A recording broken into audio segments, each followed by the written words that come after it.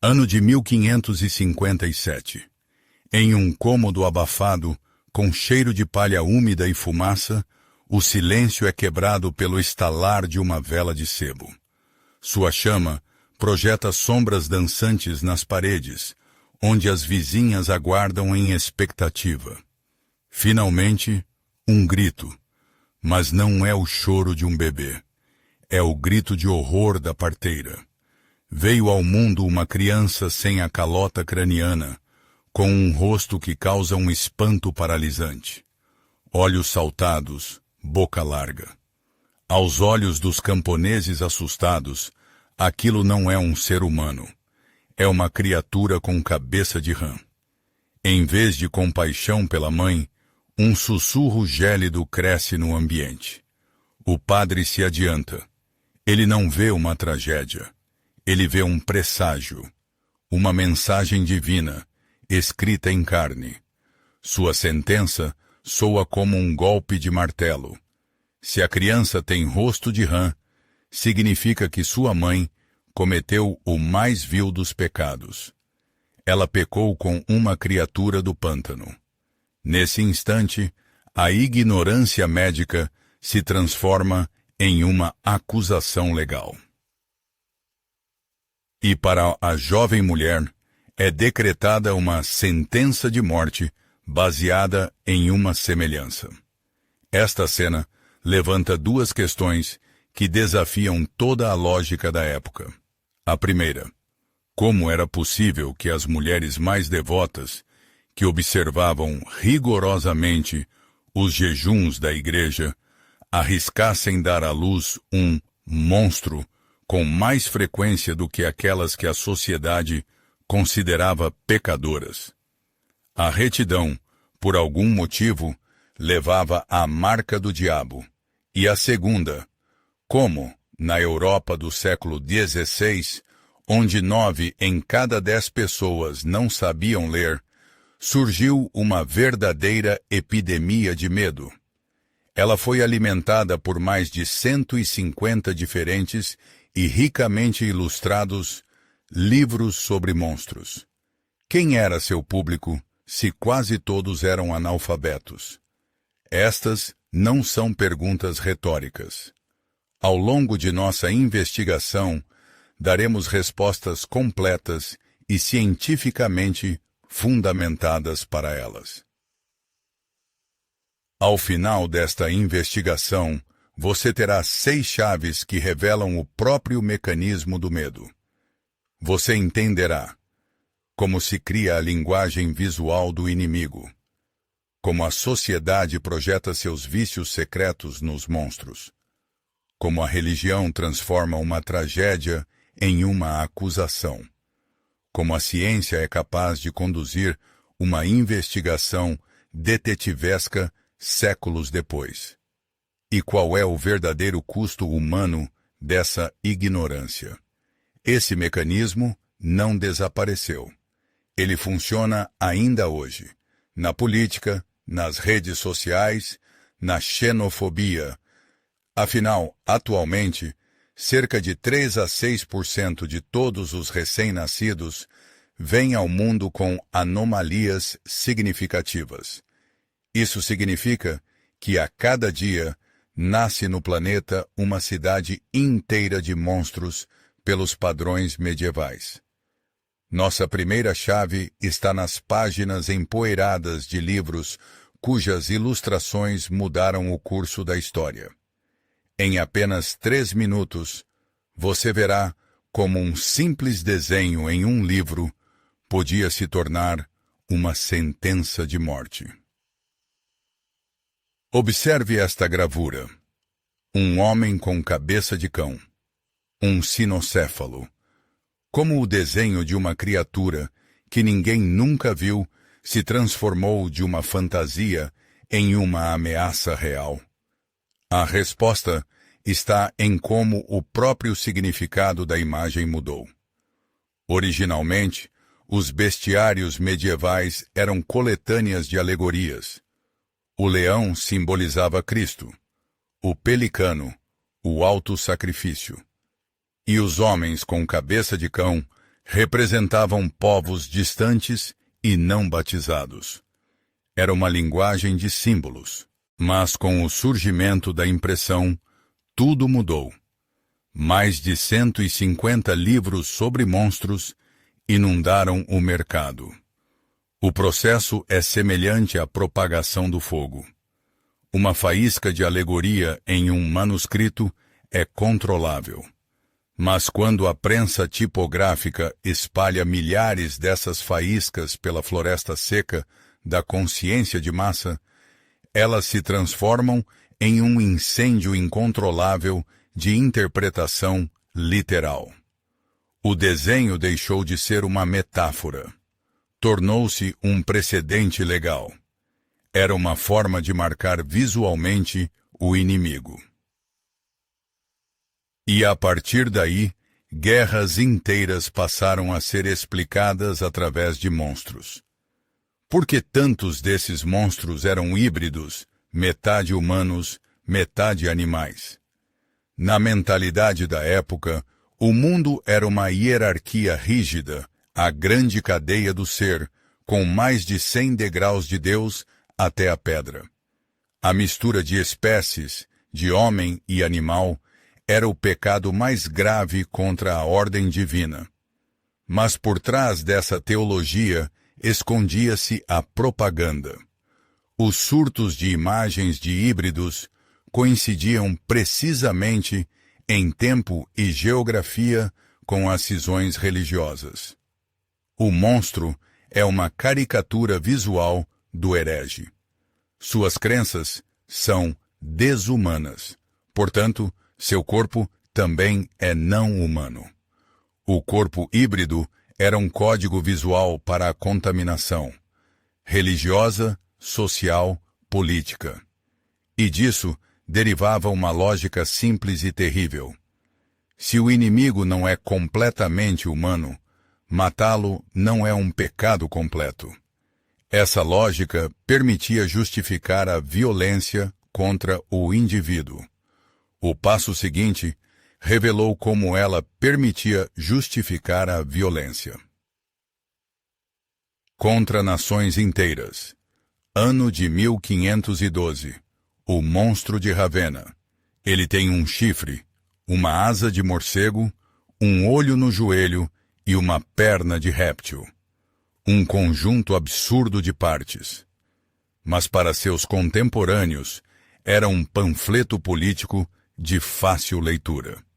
O chifre representava o orgulho, a asa, a frivolidade, o olho no joelho, a falta de visão de futuro. Era uma caricatura dos inimigos nas guerras italianas. Em 11 de abril de 1512, logo após a sangrenta Batalha de Ravenna, a gravura com o monstro se tornou o primeiro meme viral da história. Foi reproduzida por toda a Europa como prova de que a derrota na batalha era a ira divina sobre os pecados do inimigo.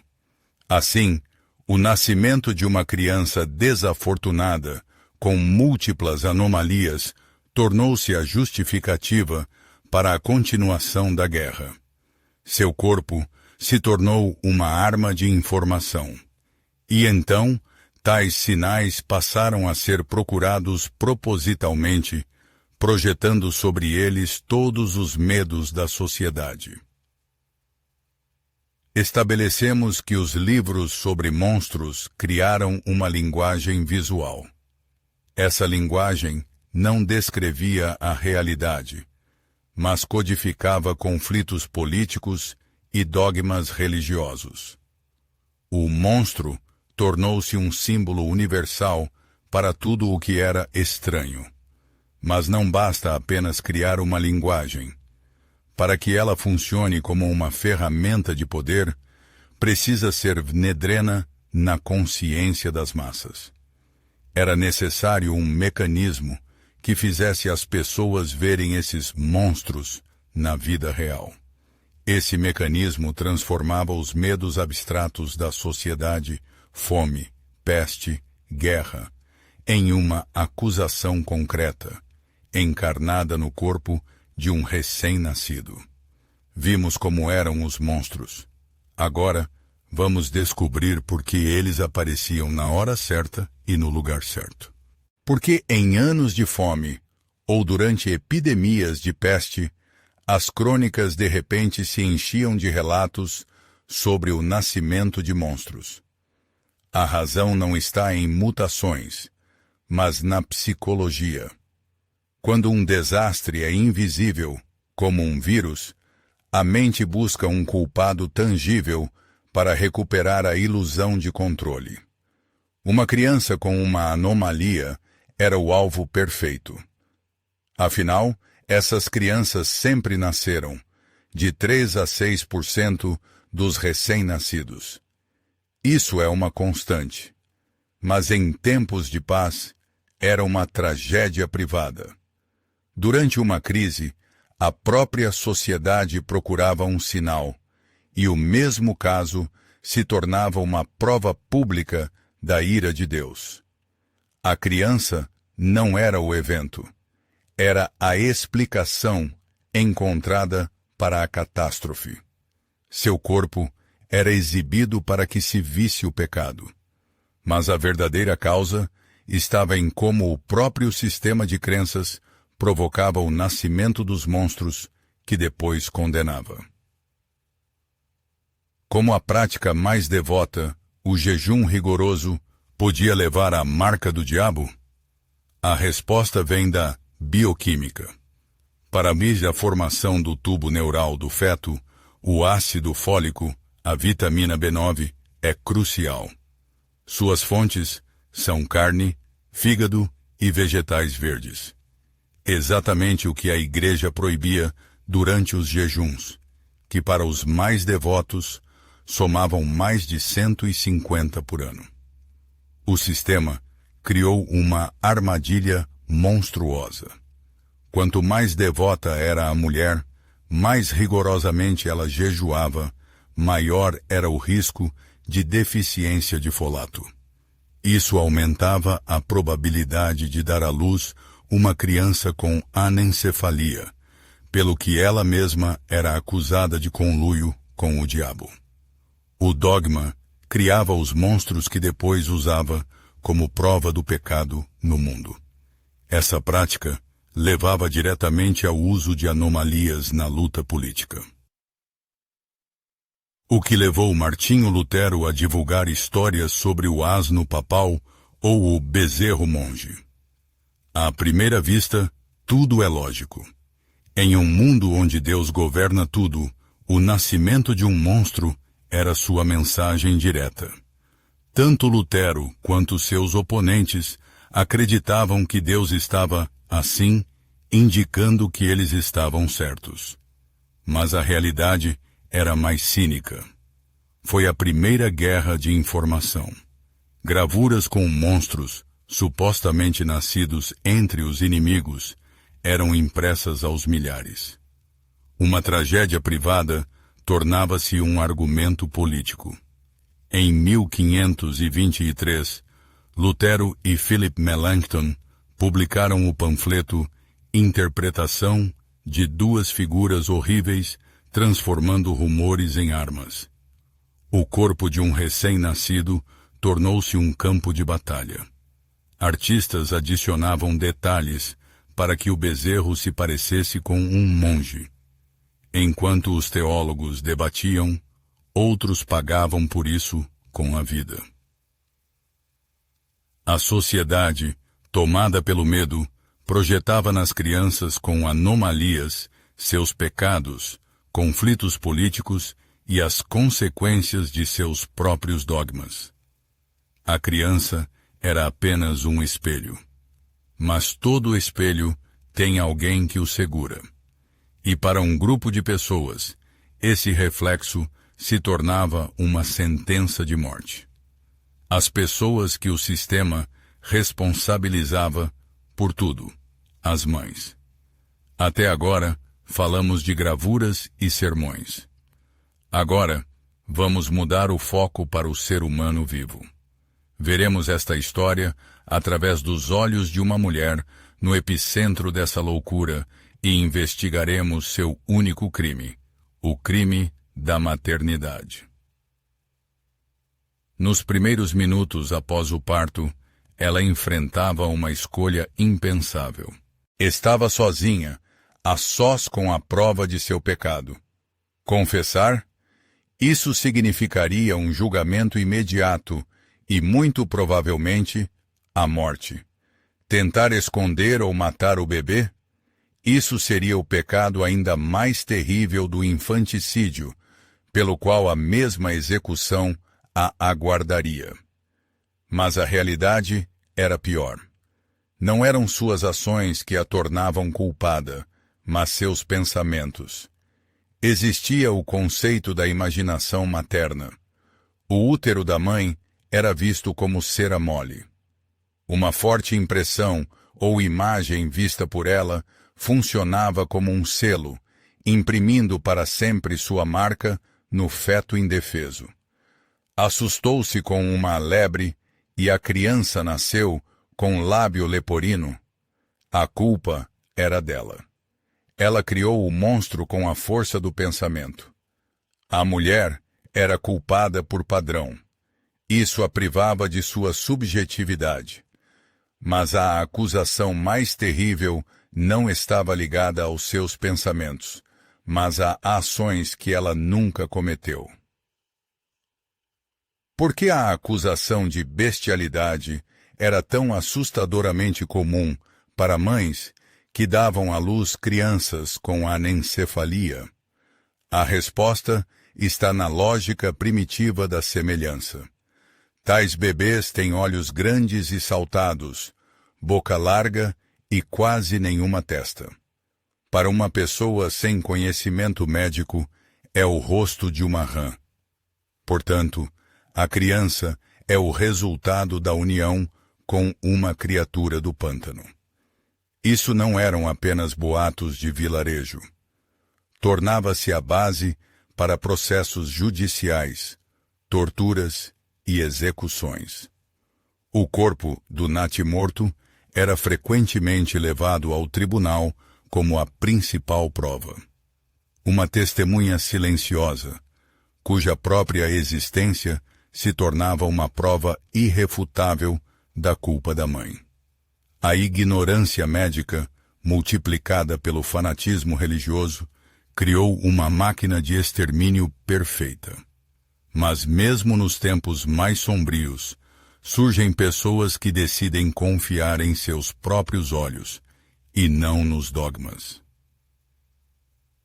Pare por um segundo.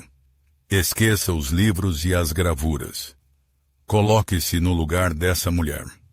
Você acabou de dar à luz. Está exausta. Ao seu redor não há compaixão, mas ódio. A aldeia inteira está olhando para você. O padre local, que você conhece desde sempre, a chama de receptáculo do diabo. Seu filho morto é a principal prova do seu pecado. Você tem alguns minutos antes que os guardas venham buscá-la. O que você faria? Escreva apenas uma palavra nos comentários que lhe pareça a única correta. Fugiria, lutaria ou desistiria? Esta pergunta não exige conhecimento, exige empatia. A tragédia dessas mulheres residia em sua completa vulnerabilidade. Eram julgadas pelas leis do medo irracional, onde provas eram desnecessárias e a sentença já estava proferida. Era um beco sem saída.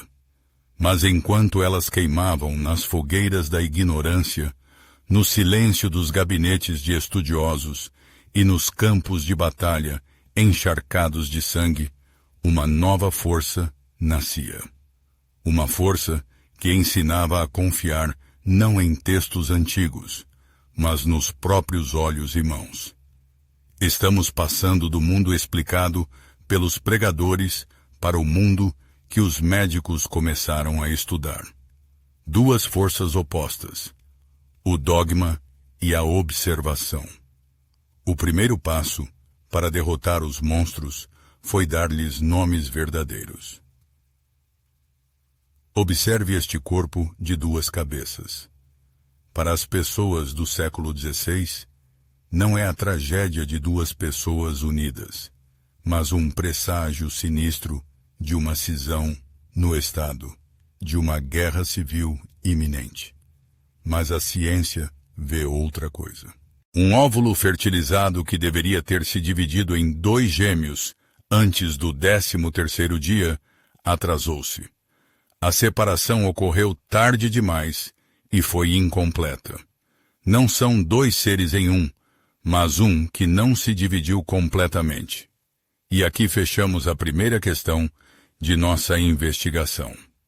Um dos fatores de risco para tais anomalias é a falta de ácido fólico, aquele mesmo do qual as mulheres mais devotas se privavam durante os jejuns rigorosos. A própria prática religiosa podia criar o sinal que depois condenava. O mito dos monstros de 2 cabeças ruiu, mas o mito dos ciclopes provou ser ainda mais antigo. Poderia o antigo mito dos ciclopes ter uma base biológica real? A resposta é sim. Essa condição é chamada de holoprosencefalia, uma anomalia grave na qual o prosencéfalo do embrião não se divide em 2 hemisférios. Isso frequentemente leva à formação de um único olho no centro do rosto. Mas o mais surpreendente é que esse defeito pode ser induzido artificialmente. Na década de 1950, fazendeiros em Idaho enfrentaram uma epidemia de nascimentos de cordeiros de um olho só. A causa era uma planta, o veratro da Califórnia, que as ovelhas comiam no pasto.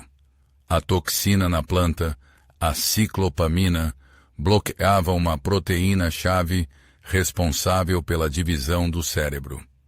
O monstro mítico, temido por séculos, era explicável pela bioquímica de uma única planta. Mas esses são casos isolados. Como explicar a ilusão de uma epidemia de monstros que varreu a Europa? Observe as gravuras de crianças sereia. Trata-se de sirenomelia, uma anomalia extremamente rara, um caso a cada 100.000 nascimentos, na qual as pernas se fundem devido a uma interrupção no suprimento de sangue para o feto. Como, com tal raridade, essas imagens se tornaram conhecidas por todos? Aqui, respondemos à segunda pergunta.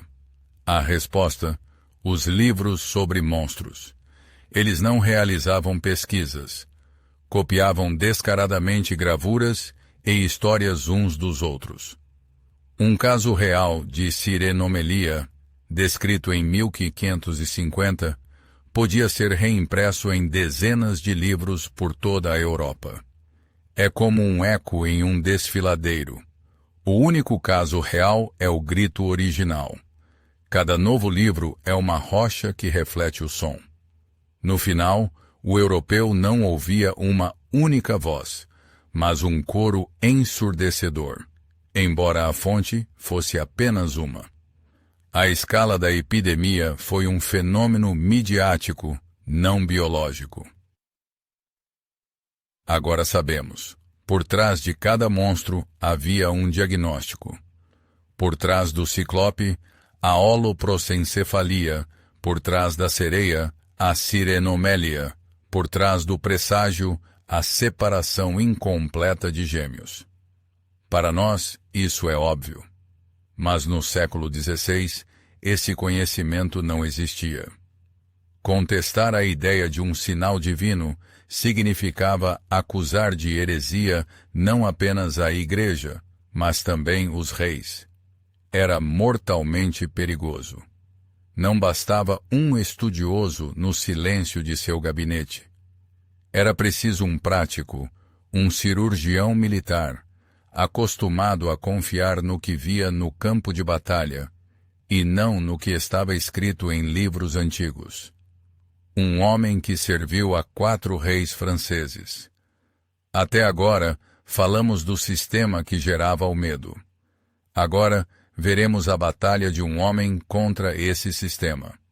Seu nome era Ambroise Paré. A revolução de Ambroise Paré não começou na biblioteca, mas no campo de batalha. Como um homem cuja profissão era causar dor, amputando membros, se tornou o principal humanista na questão dos monstros. A resposta está em seu método. Nos campos de batalha, ele, contrariando tradições seculares, recusou-se a derramar óleo fervente nas feridas, aplicando uma pomada suave. Ele confiava em seus olhos, não em textos antigos. Ele transferiu essa abordagem prática para o estudo das anomalias. Em 1573, Paré publicou sua obra sobre monstros e maravilhas. Não era apenas um catálogo, era uma subversão intelectual. Ele propôs 13 possíveis causas para as anomalias. A ira de Deus era apenas uma delas, ao lado da estreiteza do útero ou da nutrição inadequada da mãe. Paré não negou Deus. Ele simplesmente afirmou que, além de Deus, existe também a natureza. Esta silenciosa revolução científica foi recebida com um trovão de acusações que ameaçavam destruir tanto ele quanto sua obra. Porque uma simples hipótese mecânica de que a estreiteza do útero poderia deformar o feto provocou uma reação furiosa e acusações de ateísmo. No mundo de seus oponentes, tudo tinha um significado espiritual. O nascimento de um monstro era uma mensagem direta de Deus, um sinal de pecado, um motivo para o arrependimento de toda a sociedade. Esse sistema era compreensível, explicava o inexplicável e fortalecia a ordem social. A hipótese de Paré destruía esse sistema pela base. A Sorbonne, a principal universidade teológica da Europa, tentou proibir oficialmente seu livro. Não era um debate científico, mas uma luta pelo poder. Se a causa do monstro podia ser encontrada no corpo da mãe, e não em sua alma, a autoridade da Igreja, como única intérprete da vontade divina, era questionada. O bisturi do cirurgião contra a pena do teólogo. Para provar seu ponto, Paré precisava desmontar o mito mais horripilante e específico. Onde a multidão e os juízes viam a prova do pecado na criança rã, Paré viu um enigma médico. Ele não perguntava quem é o culpado, mas sim como isso funciona. Ele descrevia meticulosamente o que via, as características faciais, a ausência da calota craniana. Ele separou o fato de sua interpretação aceita. Este simples ato de separação foi o nascimento da teratologia moderna, a ciência das anomalias congênitas.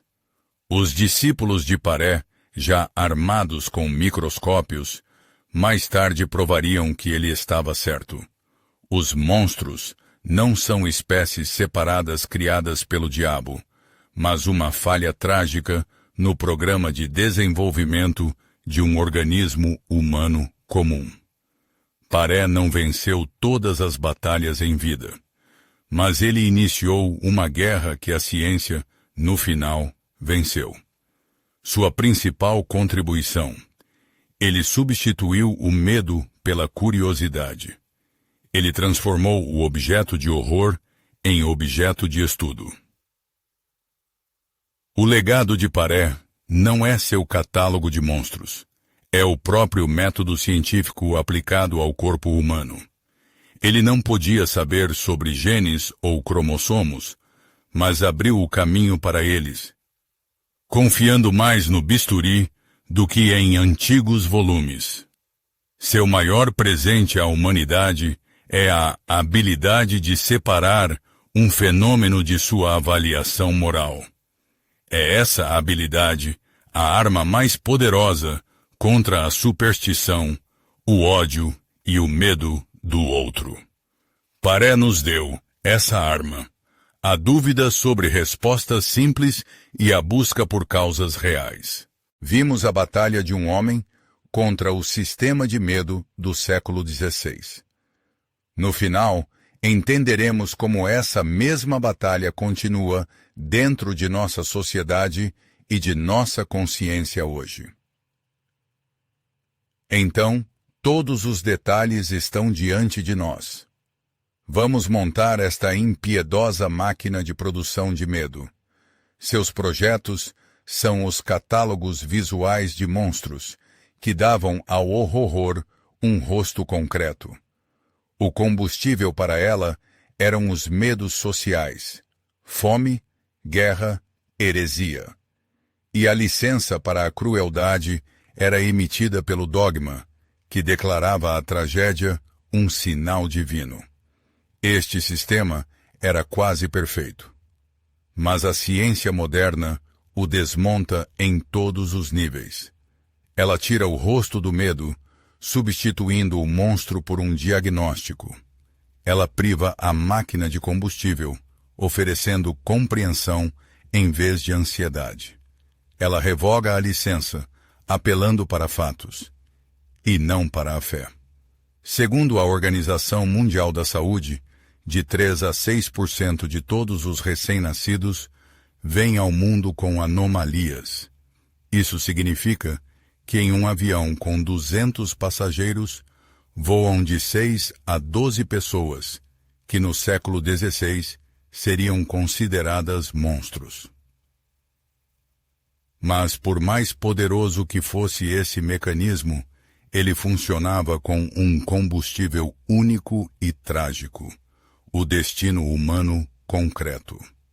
No coração desta máquina sempre esteve uma mulher. Sua tragédia pessoal não era um efeito colateral, mas uma condição necessária para o funcionamento do sistema. A sociedade queimava sua dor na fornalha de seu medo para se aquecer com a ilusão de respostas simples. Ambroise Paré foi quem olhou para essa vítima e se recusou a jogar pelas regras. Sua principal arma não foi o bisturi, mas a mudança da pergunta.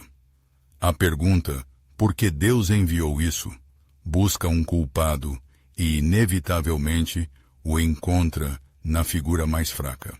A pergunta, como isso pôde acontecer, busca uma causa e retira a vítima da linha de fogo, transformando-a em uma paciente que precisa de compaixão. É como respirar.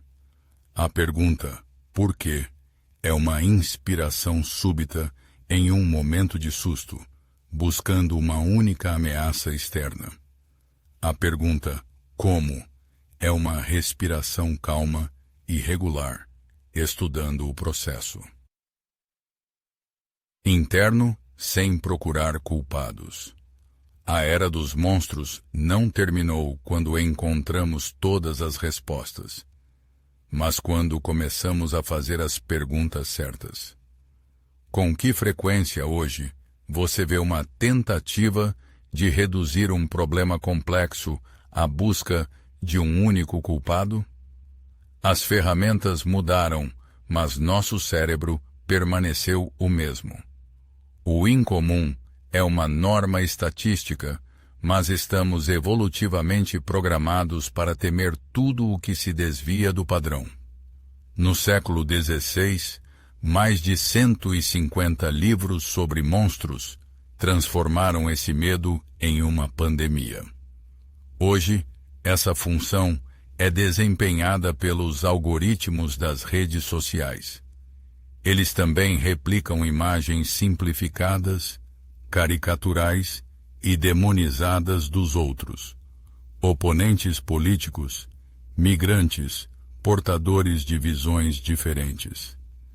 A crônica de Konrad Lykosteines, de 1557, foi um best-seller de sua época. Os bestiários digitais modernos são escritos nos comentários de notícias, e seu objetivo é o mesmo: criar um monstro para não ter que dialogar com um